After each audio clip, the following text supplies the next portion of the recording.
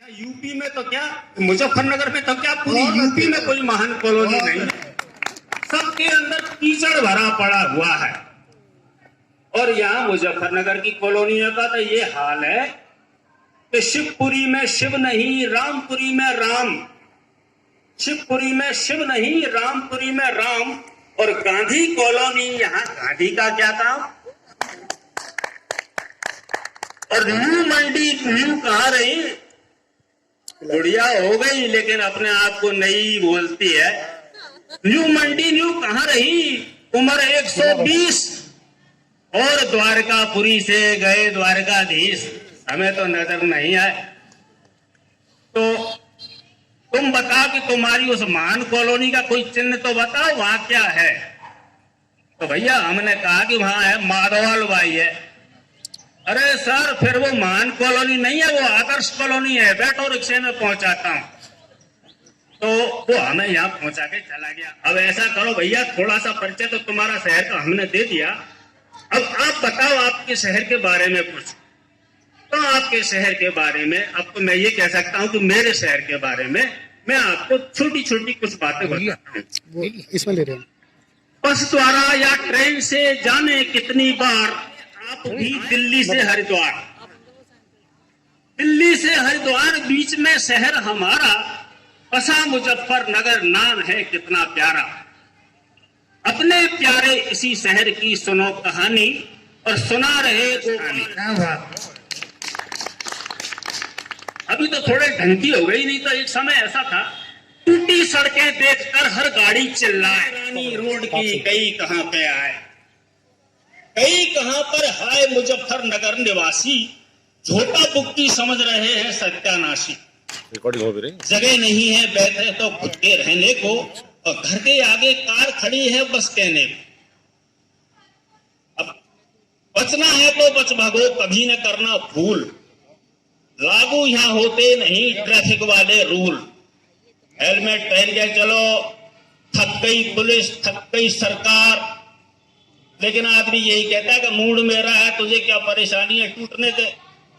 बचना है तो बच भगो, कभी न करना भूल, लागू यहां होते नहीं ट्रैफिक वाले रूल।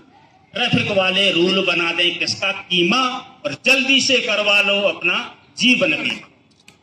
सड़कों पर यमदूत घूमते बच के रहना, और पुनर्जन्म हो जाए दोष हमको ना देना। खुल्लम खुल्ला घूमते सुअर कुत्ता गाय,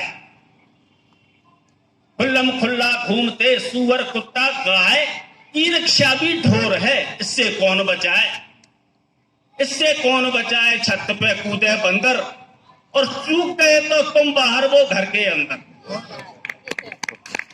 इसके बाद क्या होता है, भौंक भौंक के कुत्ता पागल होए गली का, लेकिन कोई क्या कर ले बजरंग बली का। कुत्तों के बस का काम तो बंदरों को भगाना है नहीं। साफ सफाई के लिए खूब बजाया ढोल, और ढेर गंदगी के पड़े सुअर करें किलोल। सुअर करें किलोल, भरे हैं नाली नाले, और बदबू आती जिसे नाक अपनी सिलवा ले, ये लास्ट उपाय है। और साहब महाभयंकर भीड़ से रहे हमेशा लौक, महाभयंकर भीड़ से रहे हमेशा लौक, उसे मुजफ्फरनगर का कहते हैं शिव चौक। कहते हैं शिव चौक, खसोगे जिस दिन प्यारे, उस दिन में तारे।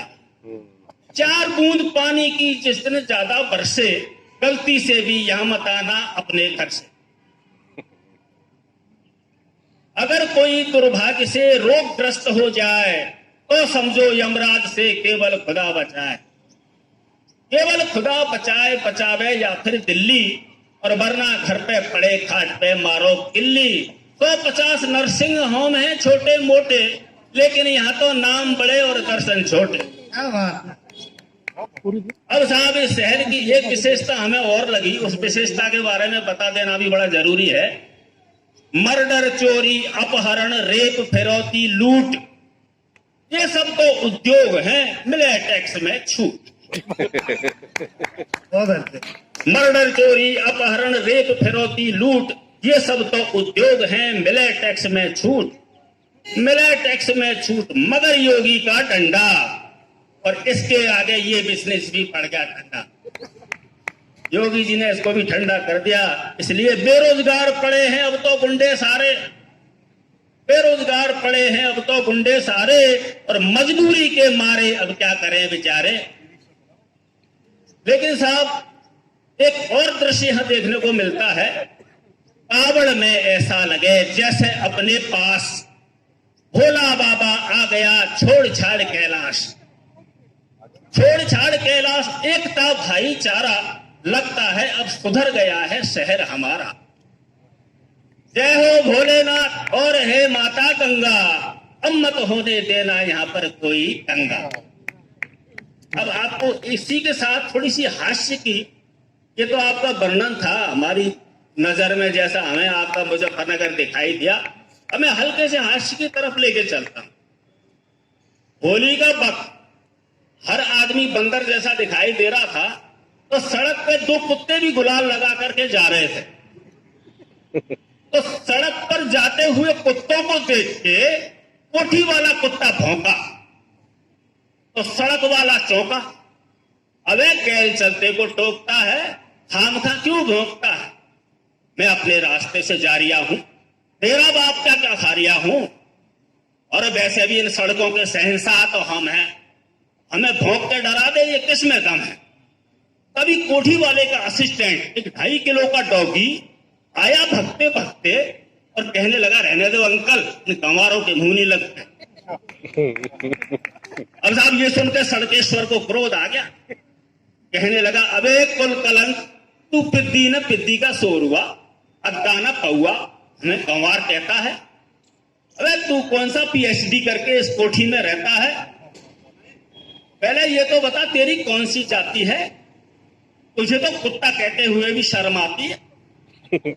असल कुतिया का दूध पिया तो बाहर निकल, तब बताऊंगा, डबल रोटी की तरह से चबा जाऊंगा। अब साहब गुस्से की हालत में मर्द मूछ पे और कुत्ता पूंछ पे बल देता है। दोनों पक्षों की पूंछें अविराम गति से हिलने लगी।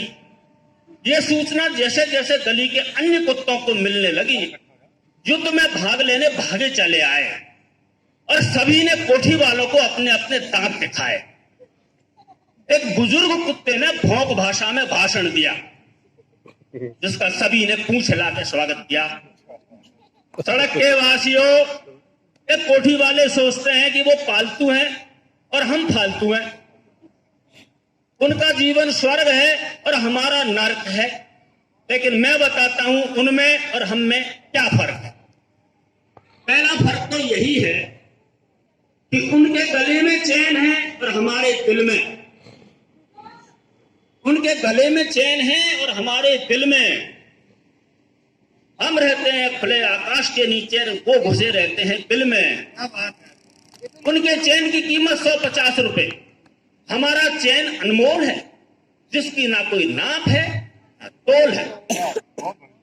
अरे हम मानते हैं कि कोठी वाला कुत्ता एसी में सोता है, हम मानते हैं कि कोठी वाला कुत्ता एसी में सोता है, लेकिन वो क्या जाने वैलेंटाइन डे कैसा होता है। और हमें देखिए घर में रहता है डूबा, चाहे दिन में चेंज करें 15 महबूबा। हमारे कुछ साथी ऐसे हैं जिनको डॉगी कह दिया तो खुश हो गए, वो सोचते हैं कि अब वो कुत्ते नहीं रहे, जॉर्ज बुश हो गए। आइयो, कोई कुछ भी कहता है, कुत्ता आखिर कुत्ता ही रहता है। ये मनुष्य लोग हमें वफादार कहकर कंफ्यूज करते हैं। अगर हम वफादार हैं तो हमारे नाम को गाली के तौर से क्यों यूज करते हैं। एक फिल्मी हीरो तो हमेशा कहता है, कुत्ते मैं तेरा खून पी जाऊंगा, कुत्ते मैं तेरा खून पी जाऊंगा। वाह भाई साहब वाह, क्या बात कही है। अजी अगर आपको ये आदत लगी गई है तो एक काम किया करो, हमारे बजाय देश के गद्दारों का खून पिया करो। बहुत अच्छी बात है। और दिल्ली को आग लगाने वालों का मिल जाए तो और भी अच्छा है, जिससे पता भी लग जाएगा कि आपका देश प्रेम कितना सच्चा है। अब इस कोठी वाले नवाब को बता दूं कि तू अभी बच्चा है। अरे गुलामी के बटर ब्रेड खाने से आजादी का सूपा टुकड़ा अच्छा है। क्या बात है, बहुत अच्छी। अब मैं अपनी बात समाप्त करने से पहले कि कुत्ता का भी भाषण खत्म हो जाएगा और मेरा भी। तो लास्ट बात कहता है कि सुनो, आजादी की कीमत क्या होती है। हमारे भारत का एक कुत्ता मोती चाइना बॉर्डर पर पहुंच गया, उधर से चीन का एक कुत्ता टांग जांग खाऊ वो भी बॉर्डर पे आया। तो मोती कहने लगा रहा भाई टांग जांग खाऊ, तेरे देश में तो सब कुछ खाऊ, फिर तू इतना कमजोर कैसे है। टांग जांग खाऊ कहने लगा भाई मोती, मैंने सुना तेरे देश में खाने का कोई खास इंतजाम नहीं है, फिर भी तू इतना मोटा तगड़ा कैसे है। तो मोती कहने लगा देख दोस्त, मेरे देश में खाने को मिले या ना मिले, भौंकने की पूरी आजादी है। अरे घर में भौंकू, बाहर भौंकू, सड़क पे भौंकू, संसद में भौंकू, खेत में भौंकू, किसी बाग में भौंकू। ये सुन करके बेचारा टांग जांग खाऊ दुखी हो गया और कहने लगा हमारे यहाँ भाई यही कमी है, खाने को तो बहुत कुछ है और ये साले भौंकने नहीं देते। और वो रोने लग गया। तो हमारा मोती समझाना शुरू किया उसे कि देख भाई, रोना कभी नहीं रोना, चाहे फैल जाए कितना कोरोना, कोरोना रोना। Thank you. बहुत बढ़िया, बहुत ही अच्छे रहे गोपाल जी की कविता।